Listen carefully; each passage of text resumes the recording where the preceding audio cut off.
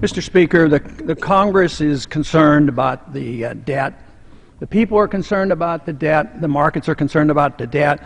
The world is concerned about the debt and what we're doing here today because we live with a world fiat dollar standard, and so the whole world is engulfed in this very serious problem. I do not understand, though, that if the debt is the problem, and I agree, the debt is the problem, that for us to come here and raise the debt by $2.4 trillion is the solution. That just baffles me. I think it's a distraction because when a country gets indebted to the degree that we're indebted, the country always defaults. This is historic, especially if the country is a significant country.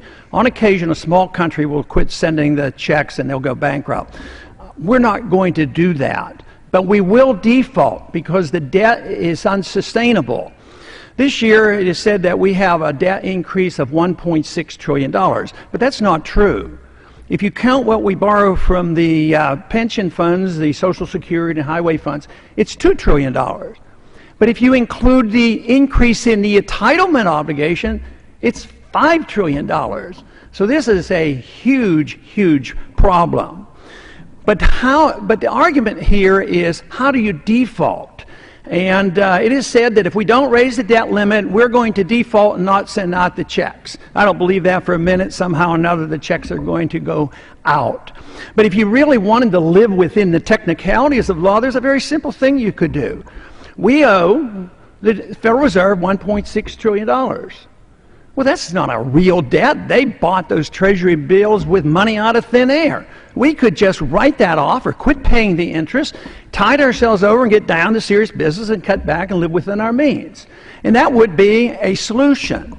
But to increase the national debt will only encourage another type of default. And that's what we're going through. We're engaged in the most difficult and a very bad way of defaulting, and that is through the destruction of the currency.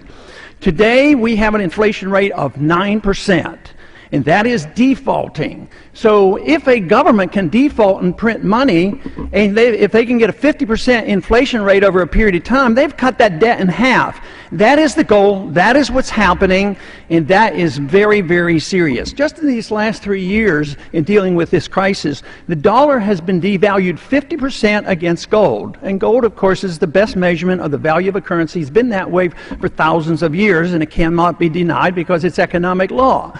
So we are defaulting, and when the American people go out and start buying goods and services like they are now, they're recognizing they cost a lot of money.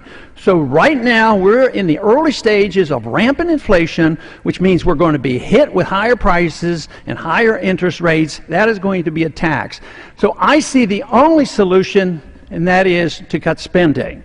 Now, the reason we don't cut spending is one side loves entitlements, and the other side loves war.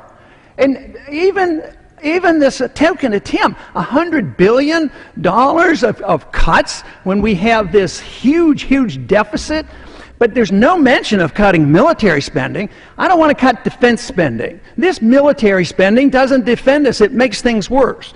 Our problem in this country doesn't come only from the Congress, it comes from the people.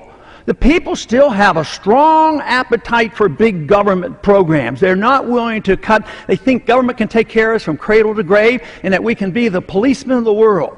So someday, we as a country, we as a people, and we as a Congress will have to say, what should the role of government be? The founders had a pretty strong suggestion. They wrote a constitution and said the government should be very limited. And the government should be protecting our liberties and providing national defense and a sound currency. We don't do any of that.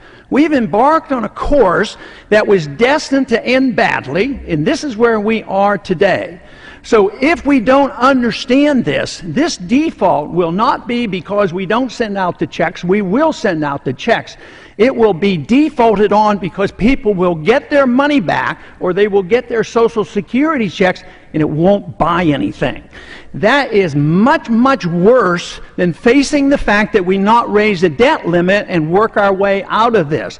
That is devastating economically, and it's devastating politically, because we just saw a taste of what happens, how the anger is built when you see other countries in Europe now defaulting and can't pay their bills. So this is more significant than ever because we provide the reserve currency of the world. Gentleman's time has expired.